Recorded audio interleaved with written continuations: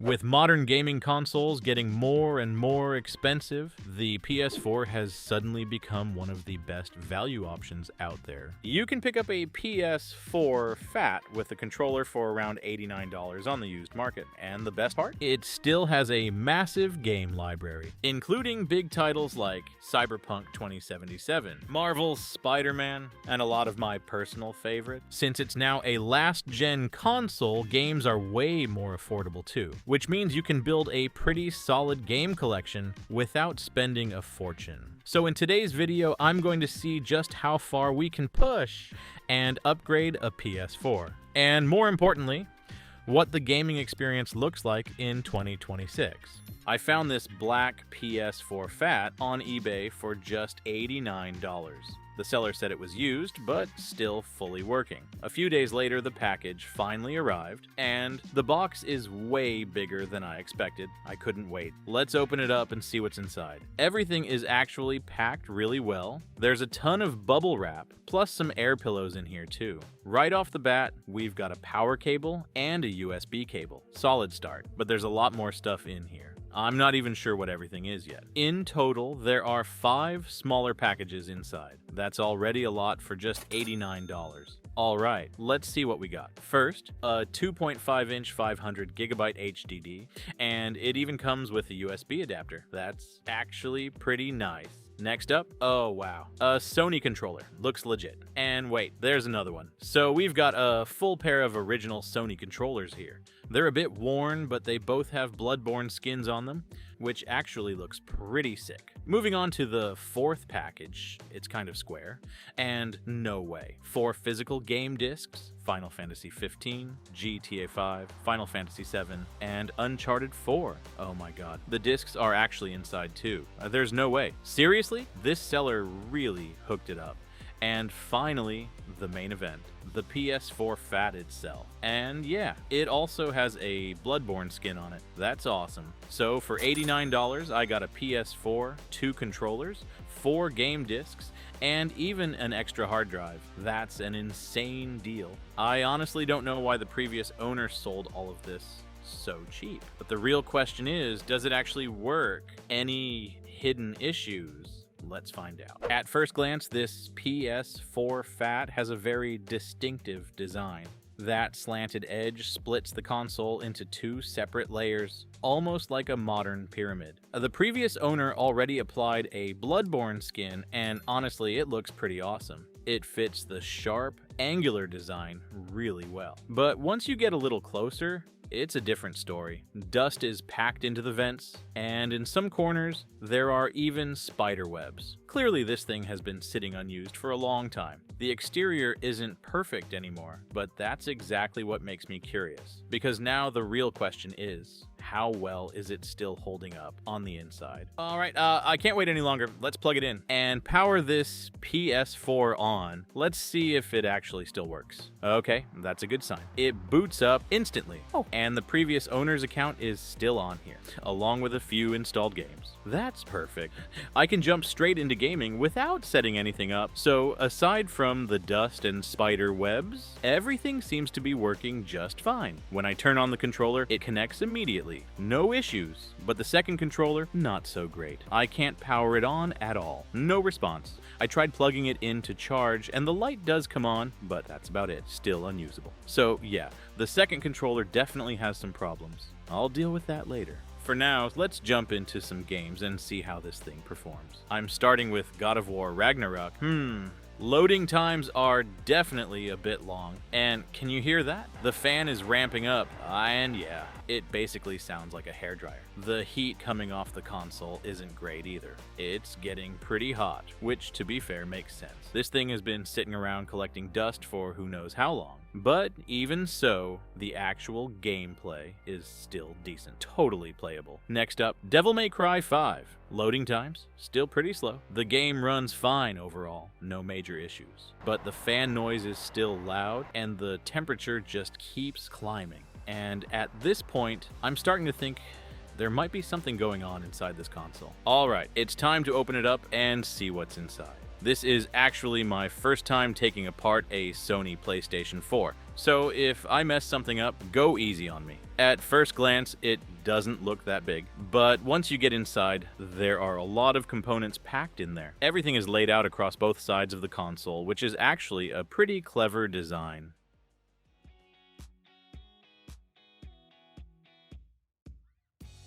Wow. I mean, I expected it to be dirty, but this is something else. Dust is everywhere. In the fan, the heatsink, the vents, even packed into thick layers in some spots. No wonder this thing was running hot and loud, especially the plastic shell. There's no way I can clean this properly with just a brush. So, I made a bold decision. I'm going to wash it. Yeah, seriously. Of course, I've already removed all electronic components. What's left is just the plastic shell and frame. I'll clean everything thoroughly, then let it dry completely. It's a messy and time-consuming process, but honestly, it's kind of satisfying. Dust everywhere. Nothing was clean. Now, moving on to the motherboard. Even though this console is over a decade old, the board actually looks surprisingly good. No corrosion, no discoloration, no damage. The only issue is the thermal paste on the APU, which has completely dried out over time. After cleaning, everything looks so much better. Almost like new. Alright, time to put it all back together. Fan, heatsink, fresh thermal paste on the APU, metal brackets, disk drive, Wi-Fi and Bluetooth antennas. This part requires precision. Even a small misalignment and nothing will fit properly. Now, the story. It originally comes with a 500 gigabyte 2.5-inch HDD, which explains those long loading times. So I'm upgrading it to a Samsung 860 EVO 1 terabyte. Faster load times, more storage, and honestly, these are pretty affordable on the used market now.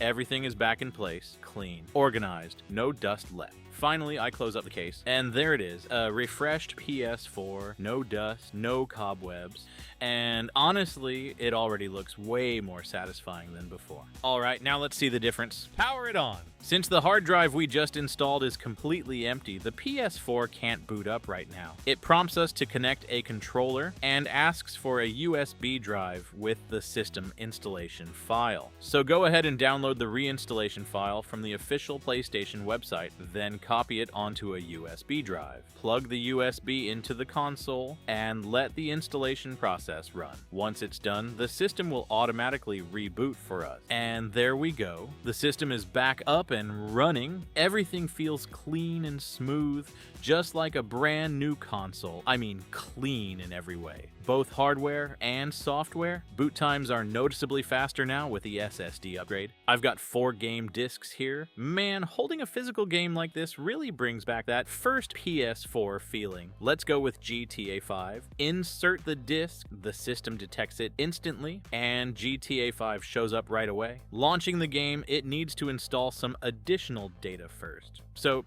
give it a moment, and we're in. Loading times on the SSD are clearly faster and smoother compared to the old HDD. And with 1 terabyte of storage, you've got plenty of space for more game. But the biggest difference, after cleaning, the fan is way quieter. No more hairdryer noise. It's finally running nice and smooth. Now I'm curious, let's see what's on that external drive.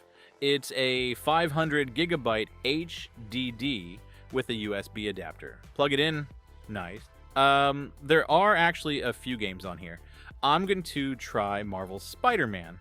Loading times are noticeably slower compared to the SSD, but once you're in-game, performance is still solid. The fan stays quiet, no loud noise, no overheating anymore. So overall, still a good experience. Now, about that faulty controller.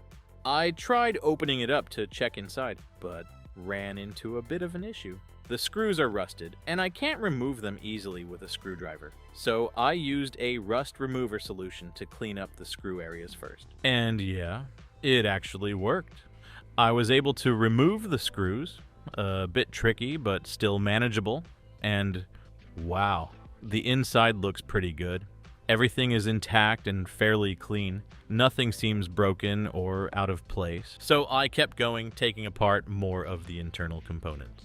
And yeah, controllers are definitely more complicated than I expected. Fixing this properly would take a lot more time, And to be honest, I'm not exactly an expert when it comes to this. So for now, I'm just gonna clean up all the dirty areas and put it back together. I think I'll save the full repair for another day.